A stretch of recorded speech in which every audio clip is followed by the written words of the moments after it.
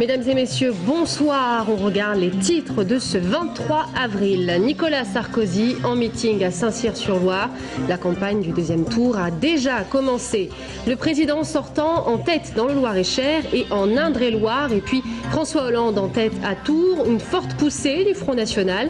Nous verrons comment vous avez voté pour ce premier tour des élections présidentielles. Et puis le Tour Volleyball, champion de France a battu Poitiers 3-7-0. Nous y reviendrons à la fin de ce journal. Bonsoir, et la campagne du second tour a déjà commencé pour les deux candidats. François Hollande et Nicolas Sarkozy ont tenu meeting, chacun de leur côté. François Hollande en Bretagne et Nicolas Sarkozy près de Tours à Saint-Cyr-sur-Loire.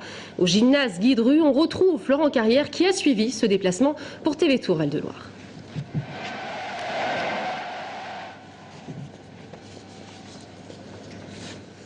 Alors, on a un petit souci technique, on verra ce sujet un tout petit peu plus tard. On va passer peut-être à un autre sujet qui concerne cette fois-ci les résultats définitifs de ce premier tour des élections présidentielles. Au niveau national, François Hollande arrive en tête avec 28%, 63% des voix. Il devance d'une courte tête Nicolas Sarkozy, 27,18%. Mais dans nos deux départements, c'est le président sortant qui arrive en tête. Comme au niveau national, on note une forte poussée du Front National en Indre-et-Loire et dans le Loir-et-Cher. Dans certaines villes, Marine Le Pen arrive même en tête. Anaïs Michaud.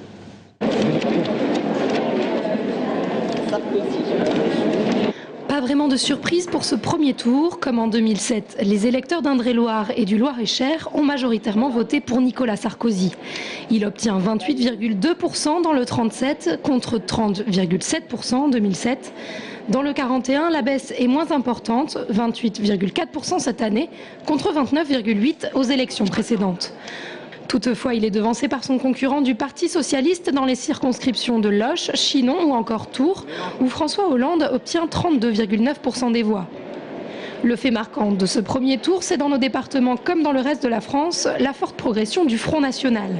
Marine Le Pen fait de très bons scores dans toutes les circonscriptions du Loir-et-Cher et se distingue particulièrement à Romorantin, où elle recueille 23,1% des voix, talonnant ainsi François Hollande, qui obtient lui 23,7%. La candidate frontiste arrive même en tête à Mennetou-sur-Cher avec 27,8% contre 25,2% pour Nicolas Sarkozy. Des résultats que les frontistes savourent aujourd'hui. Qui ne serait pas satisfait avec 6 500 000 électeurs? Il y en a beaucoup qui baveraient pour ça. Donc nous sommes entièrement satisfaits. Oui, nous le sommes.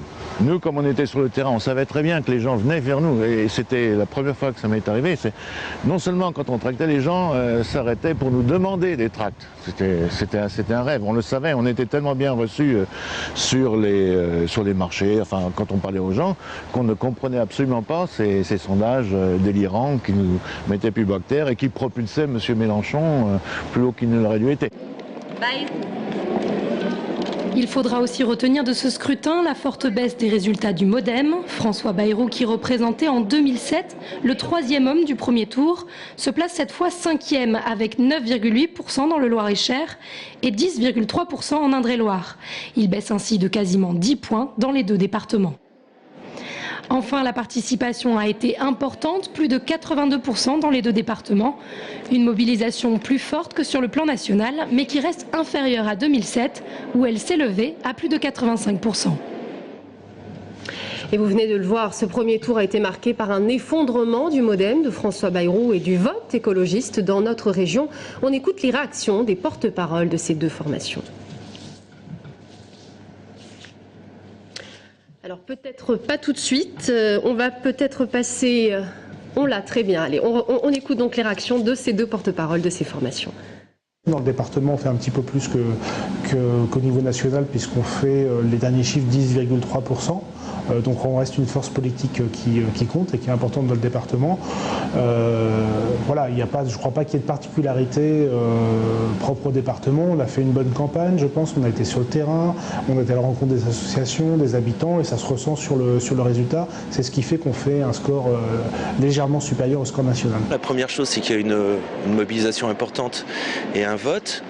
Un score quand même de la gauche et des écologistes globalement qui devrait permettre, s'il y a une forte mobilisation, une bonne dynamique, de changer de président. Et par contre, une déception par rapport au score des écologistes, mais en même temps, on était prévenus, il n'y a pas de surprise. Voilà des réactions recueillies par Mickaël Briffaut. Et puis on retrouve Florent Carrière au gymnase Guidru à Saint-Cyr-sur-Loire. Florent. À l'heure où nous parlons, Nicolas Sarkozy est en train de s'exprimer devant les militants tourangeaux réunis ici, salle Guidru, à Saint-Cyr-sur-Loire. Auparavant, le président candidat s'est rendu dans une exploitation de Vouvray, une exploitation viticole. Une visite dans une ambiance, vous allez le voir, plutôt tendue. Vous êtes confiant au lendemain du premier tour? Oui, notre équipe. Et signe de cette décontraction, Nicolas Sarkozy, dont on dit qu'il ne boit jamais, aurait même goûté du Vouvray. C'est en tout cas ce que nous a dit Roger Mahoudeau, qui l'a suivi en visite dans la cave de l'exploitation. Et cette décontraction, elle est affichée par tous les élus UMP. Pour eux, tout est encore possible. On voit bien hier que finalement il n'y a pas eu de poussée à gauche, il n'y a qu'1,5 point pour un sortant. Quand vous regardez ce qui s'est passé dans toute l'Europe, on a vu tous les gouvernements défaits après les crises, eh bien on voit que Nicolas Sarkozy a bien résisté, c'est plutôt une très bonne nouvelle. Sincèrement, on a vu le résultat qui a été le nôtre. Nicolas Sarkozy peut aujourd'hui parler aux Français sans difficulté parce qu'on a bien vu un rejet, en tout cas une non-adhésion aux propositions du Parti socialiste. Alors pour remporter ce deuxième tour, Nicolas Sarkozy va devoir s'adresser aux électeurs de François Bayrou, mais aussi aux électeurs de Marine Le Pen. Hier soir, en parlant notamment d'immigration ou de délocalisation, il a donné l'impression de s'adresser aux électeurs du Front National, ou en tout cas à la France du non. Mais pour les stratèges de l'UMP, c'est à tous les Français que le président candidat va s'adresser. Les commentateurs essayent depuis le début de la campagne, et ça fait déjà des semaines, d'interpréter cette campagne avec des vieilles catégories, comme s'il y avait une France de droite, une France de gauche, une France du centre. Et Nicolas Sarkozy le dit depuis des mois, mais il le disait d'ailleurs déjà en 2007, il parle à la France, tous les Français. Ces catégories anciennes, elles sont complètement dépassées. C'est pas la droite, c'est pas le centre, c'est les Français. Voilà, tous les Français, quels qu'ils soient. Quel qu'ait été leur vote, quel qu'ait été leur engagement passé, se rassembler autour de Nicolas Sarkozy, parce qu'il est le seul à avoir la crédibilité, l'étoffe, la stature, l'expérience pour protéger les Français et présider aux décidés de la France pour les 5 prochaines années. Alors ce premier déplacement d'entre-deux tours, Nicolas Sarkozy l'a réservé à la Touraine. Un déplacement chez son trésorier de campagne, Philippe Briand, qui n'a pas caché sa satisfaction. Voilà, merci Florent. Vous étiez donc au gymnase Guidru à Saint-Cyr-sur-Loire. Et puis je précise aux téléspectateurs qu'on vous retrouve tout à l'heure dans notre édition de 20h30. Et à présent, on revient sur la soirée d'hier à Tours avec des ambiances bien différentes dans les permanences du Parti Socialiste et de l'UMP où les militants étaient d'accord sur un point, rien n'est encore joué. Brian Bock et Florent Carrière. Il est 20h, les premiers chiffres tombent. Nicolas Sarkozy est deuxième derrière François Hollande. Au QG de l'UMP à Tours, boulevard Horteloup, l'ambiance se situe entre soulagement et inquiétude. On est content de ce qu'il a pu faire et ce qu'il a pu rassembler au premier tour. Ça laisse toutes les chances pour le deuxième tour. Moi je trouve que c'est très bien parce que au moins notre candidat il est deuxième. C'est tout ce qu'on voulait. Je suis un peu inquiète, je pensais faire plus. À quelques mètres de là, rue Gambetta, au Parti Socialiste, l'ambiance est un peu plus détendue. Peu de monde car beaucoup de militants ont prêté main forte au bureau de vote. Face au discours de François Hollande, les socialistes sont confiants mais restent mobilisés car la bataille est loin d'être finie. Pour la première fois dans l'histoire de la Ve République, eh bien, le président sortant ne sort pas en tête du premier tour, et ne se présente pas dans la meilleure posture qui soit en allant vers le deuxième tour. Et ça, c'est une grande satisfaction. Si au PS on est attentif face au discours de François Hollande, en revanche au même moment à l'UMP, on coupe le son pour écouter Guillaume Pelletier et son appel à la mobilisation. Qu'on se batte sur le terrain pendant 15 jours, parce qu'on peut vraiment accrocher cette victoire, vraiment. Rien n'est joué, rien n'est fait à l'avance. Moi, ce que j'attends, c'est le débat qui va avoir lieu dans quelques jours du second tour, qui à mon avis va pouvoir permettre de rassembler les Français qui hésitaient encore. C'est finalement au bureau de vote de la mairie de Tours qu'on retrouve le plus de sympathisants et d'élus de gauche. Jean-Patrick Gilles, député PS, se félicite des résultats et du rassemblement. Une sanction très forte contre le candidat sortant, pour lequel apparemment aucun autre candidat du premier tour ne va appeler à voter, alors que le rassemblement à gauche s'est fait immédiatement avec l'appel d'Eva Joly et de Jean-Luc Mélenchon. Nicolas Sarkozy ou François Hollande, le compte à rebours est lancé pour le second tour. Sarkozy. La bataille s'annonce difficile. Hollande. Et en Indre-et-Loire, Nicolas Sarkozy devance François Hollande de 467 voix seulement. À Tours, c'est François Hollande qui l'emporte avec 3000 voix d'avance sur Nicolas Sarkozy. À la vue de ces chiffres, le sénateur maire PS Jean Germain est serein mais prudent pour le second tour. On l'écoute au micro de Brian Bock. Franchement, je ne vois pas comment on pourrait ne pas être satisfait, ce qui ne veut pas dire qu'on va relâcher nos efforts. Notre sujet, c'est de donner de l'espoir aux gens et de traiter la crise économique, parce que là, on parle beaucoup de politique politicienne entre le premier et le second tour. Je crois que le sujet numéro 1, c'est le chômage et puis sortir de cette crise économique et financière. Et là-dessus, je pense que François Hollande est vraiment celui qui fait les propositions les plus sérieuses.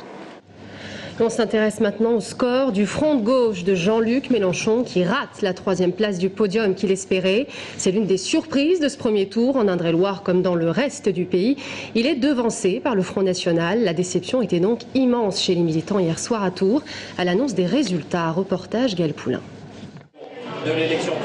À l'annonce des résultats suivis en direct sur France Télévisions, les militants du Front de gauche font grise mine. Et le coup de grâce est asséné par le score du Front National. Il y a eu malheureusement beaucoup de manipulations pour faire peur à nouveau aux gens, pour promotionner le Front National. Et je pense que c'est un des objets de notre campagne électorale qui a été très très fort. Nous avons eu complètement raison de mener cette action, ce combat contre le Front National. Nous avons l'objectif de continuer de mener ce combat. Le mot d'ordre reste donc le même à l'issue de ce premier tour, battre la droite. Alors même si le score de Jean-Luc Mélenchon n'est pas à la hauteur de ce qu'ils avaient espéré tout au long de la campagne, les militants du Front de gauche n'ont pas l'intention de baisser les bras. C'est déjà un énorme score, parce que c'est la première fois qu'on vote Jean-Luc Mélenchon, en tout cas au présidentiel. Le 6 mai, on dégage Sarkozy. Le 1er mai, on doit travailler à construire une mobilisation sans précédent pour défendre les revendications, qui sont dans le programme d'ailleurs du Front de gauche. Et ensuite, on part pour les élections législatives. Des élections qui apparaissent comme la seule ouverture possible pour marquer des points et peser dans la balance politique. En attendant, il n'y a rien à négocier selon Jean-Luc Mélenchon, malgré les nombreuses divergences avec le programme du Parti socialiste. En ne marchant de rien, on ne demande rien. On va faire en sorte qu'il y ait de nombreux parlementaires du Front de gauche qui puissent peser sur les choix que fera François Hollande s'il est élu président de la République le 6 mai prochain. Car même ici, au QG du Front de gauche tourangeau, l'issue de cette présidentielle est loin d'être une certitude. Alors, indirectement, on appelle à voter François Hollande. C'est le score du Front de gauche qui tient la clé du résultat final dans ses mains. Et dans un instant, Marie-France Beaufils, sénatrice maire PCF de Saint-Pierre-des-Corps, sera notre invitée de la rédaction. Voilà ce qu'on pouvait dire au lendemain du premier tour de l'élection présidentielle. Nous y reviendrons tout à l'heure. À 20h30, nous retrouverons Florent Carrière au gymnase Guidru à Saint-Cyr-sur-Loire, où se tient actuellement le meeting de Nicolas Sarkozy. Dans le reste de l'actualité, cette altercation samedi matin à Rochecorbon à la sortie d'une discothèque entre deux jeunes hommes âgés d'une vingtaine d'années. L'un des deux individus a sorti une carabine, blessant l'autre à la cuisse. L'auteur du coup de feu se serait enfui à bord de son véhicule. Une enquête a été ouverte par la gendarmerie. Et puis un drame ce week-end. Dans la nuit de samedi à dimanche, aux environs d'1h30 du matin, un jeune de 21 ans a percuté un arbre au volant de sa voiture. Il est mort sur le coup. L'accident s'est produit sur la D31 à la hauteur de la commune d'Amboise. Le passager qui était à ses côtés a été blessé. Une enquête a été ouverte par la brigade de gendarmerie d'Amboise. On passe au sport à présent. Le TVB, champion de France. Samedi soir, les hommes de Mauricio Paes ont battu Poitiers 3-7-0. Une belle revanche. On écoute Pascal Foussard et l'homme du match, David Konechny. C'est beaucoup de joie, beaucoup de bonheur, ça termine une belle saison. On a fait un bon parcours en Coupe d'Europe, on a repris notre titre de champion qu'on avait perdu sur 2 points l'an passé. Il y a eu beaucoup de changements dans l'équipe, changement d'entraîneur. Un nouvel entraîneur arrive, il gagne, donc c'est que du bonheur pour nous. Donc voilà, maintenant il faut retravailler, il faut continuer, mais on va essayer de goûter ce plaisir ce soir avec cette belle équipe qu'on avait cette année. Ça s'est bien passé cette match. J'étais trop chaud comme dit Adrien, donc c'est ça. Et en football, le Tour FC a fait match nul au stade du Roudourou face à Guingamp vendredi soir pour le compte de la 33e journée de Ligue 2. Grâce à ce score, ils assurent mathématiquement leur maintien. Le Tour FC qui est donc 7e au classement. Et puis vendredi soir, je vous le rappelle, le Tour FC accueillera Bastia, le leader du championnat. Voilà, c'est la fin de ce journal. Merci à tous de l'avoir suivi. Dans un instant, Marie-France Beaufils, sénatrice maire PCA de Saint-Pierre-des-Corps, sera sur ce plateau. À tout de suite.